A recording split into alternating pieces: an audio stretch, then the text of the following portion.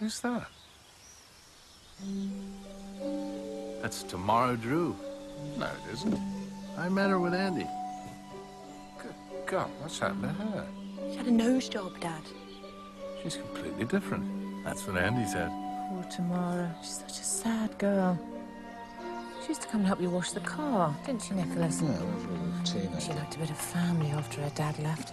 Is that Tamara Drewe that writes a column in one of the Sundays? She used to. Writes for The Independent now. Oh, yeah.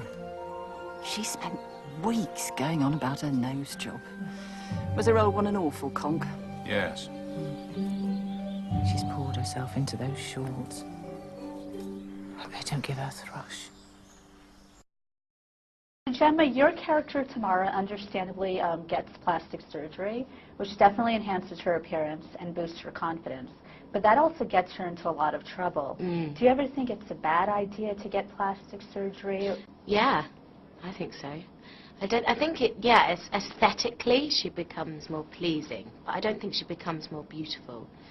And she feels, yeah, I was interested in the idea of, like, when you change yourself, it's such a drastic thing to do, but how does it really make you feel afterwards?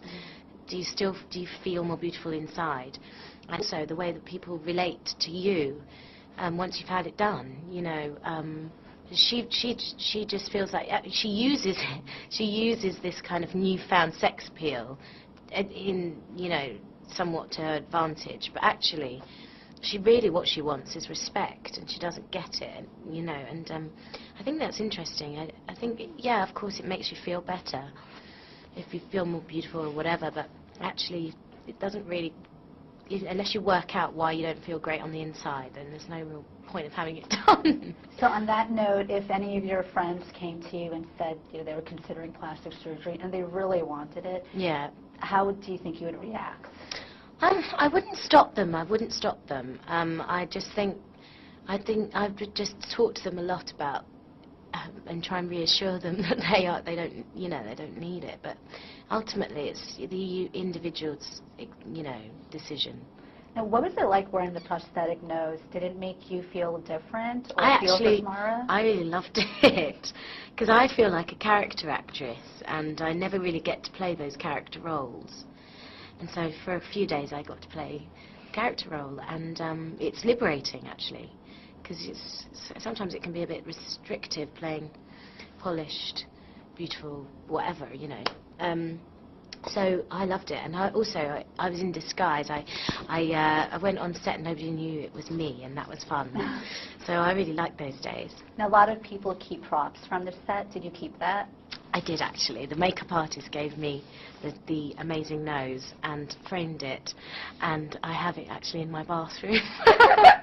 Since Tamara Drewe is about outer beauty and ideal beauty, in regards to your own appearance, I love the fact that, you know, you're curvaceous, you have that Marilyn Monroe kind of bombshell body. Oh. But this is Hollywood. Did you ever feel pressure to lose some weight? Oh, yeah. Yeah, and I said, F you. Good for you. Yeah, no, I just think it's, well, you know, you do it for yourself. Don't do it for anybody else. If you want to lose weight, then fine. If you want to be fit, then fine. But just do it for yourself. Because as soon as you have pressure from anybody else, it actually doesn't happen. You've been in a lot of great movies this year. Clash of the Titans, Prince of Persia. What can we expect to see you in next? I'm actually doing a play, so if anyone's in London, come and see me in that. It's Ibsen. It's called The Master Builder. And then next year is my filmmaking year. And there's so many things that I'm attached to, but I shouldn't really talk about them until I'm in the lunch queue. So why did you decide to do the play? Because I love theatre. It's my life. And actually, doing films is kind of, I feel like it's taking a break from my proper career, which is in theatre. I just love it. So will you want to do Broadway here? Yeah, I'd love to. Although apparently you have to have a green card, which I don't have. So maybe I'll get one of those if I can. Or I'll get invited over. But I'd love to. It's a dream of mine, actually. Well, we'd love to have you. Oh, thank you. Luke, you have a musical background. Did you have any desire to play Dominic's role, the rock star? No, I didn't, but I was very jealous when I heard the music, because I thought he did such a good job. It was brilliant, and it was nice. I mean, No, but I would like to do a film where I sang, maybe a musical film. I thought about that quite a bit in the last couple of years.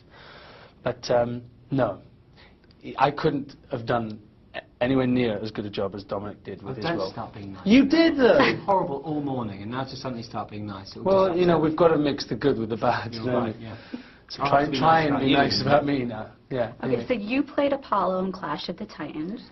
You're going to play Zeus in Immortals. I've done Zeus, Oh, you've and I'm now done Zeus? playing Aramis in Three Musketeers. Okay, so do you, Up which to one do you, date. so I'm sorry, It's so okay. with both Greek gods, which one do you prefer? Apollo's the son of Zeus? Oh, Zeus, because I just did plenty more in the film, and I got to fight a lot and get bloody, which was great. And I lost a lot of weight and got really fit, which I didn't have to do in Clash of the Titans because I was in armour all the time. But in this one, I'm basically in not very much for the majority of the film. So I really enjoyed that, yeah, a lot.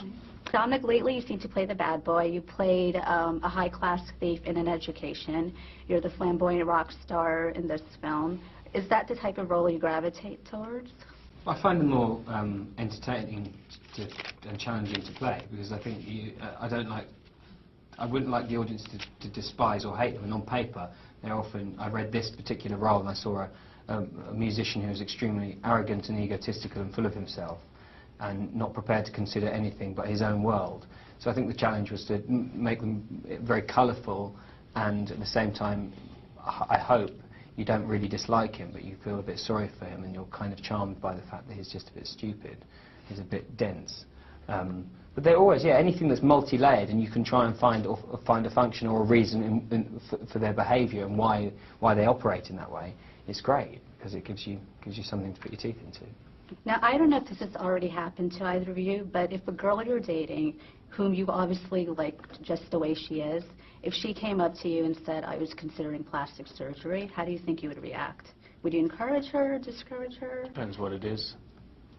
I'd like to say that I probably wouldn't ever be going out with someone that came up to me and said they're going to get plastic surgery, unless they had an accident. What about if they'd had it Oh, before you met them, and you didn't know they'd had it? You can always tell if they've had it. No, you can't. Yeah, you can. You can't. Yeah, you can. Not with nose jobs, you can't. Sometimes you can't. In most of, well, I know a girl who had a nose job, and you'd never know. I know her. I knew she had a nose job. Well, you don't know. Doreen from Wales. Doreen. It wasn't Doreen, it was Ethel. Ethel Bagpuss. Ethel left nose. But yeah, but she got beaten in Ipswich. Well, yeah, she was a professional boxer, you see. No, let's answer this seriously. If someone wants, I think people can do whatever they like with themselves. But imagine if I didn't say anything after that. But I think people shouldn't care so much about their appearance. You've got to worry about what's inside. You know, worry about how your personality is being received by every other person. You know, it's. But if it makes you happy, What did we say? You can change the wrapper, but you can't it's change always the same biscuit. biscuit But inside. if you saw Tamara with the nose she had before in real life, would you say, oh, I think she should get one? Oh, no, it's not for me to say. I think. I liked the nose before. I think it's quite hot. Yeah. I think I like a squidgy nose. I think strong noses are very sexy. Stephen, until I read the credits, I honestly thought this film was directed by a woman. You captured... Are you paying me a compliment or insulting me? Well, no. I mean, actually, I probably shouldn't be surprised because you did direct Sherry and The Queen. So, but you did capture Tamara and her life very beautifully. What drew you to this script? Well, I just sort of liked it. I mean, I don't really analyse my feelings. I just liked it. I mean, I was surrounded by women making it, so I'm not... So really, you're paying them a compliment. I just did what I was told. Okay. I mean, that's to say, had I done it in another way, I'd have been chopped up. Now, did you read the graphic novel before taking on this project? Well, I read it after I first read a script.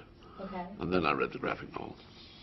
So did you change anything at all, or what were your feelings? Well, I read a script, so there were changes already been done, but I thought they were the right ones. I mean, sometimes I would go back to the book, and sometimes, you know, sometimes you change it and sometimes you don't. Yeah, the two girls, the teenage girls, fantastic. they were they were fantastic. They're more in the film than in the book. Now, was that your addition, or? Everybody just loved them, so we just, you know, said, can't we have more of them? I couldn't imagine the film without them. No, not gonna. And then what projects are you working on next? I may make a film in Las Vegas. About... Sportsbook gamblers. Oh, that's completely different. Yes. Why do you want me to make the same film every time? I don't. I just think it's interesting that you're able to go from one genre to another. Well, I never think of it like that. It's just that you read something and it's very fresh. But I could easily, you know, it's easy to make a boring film.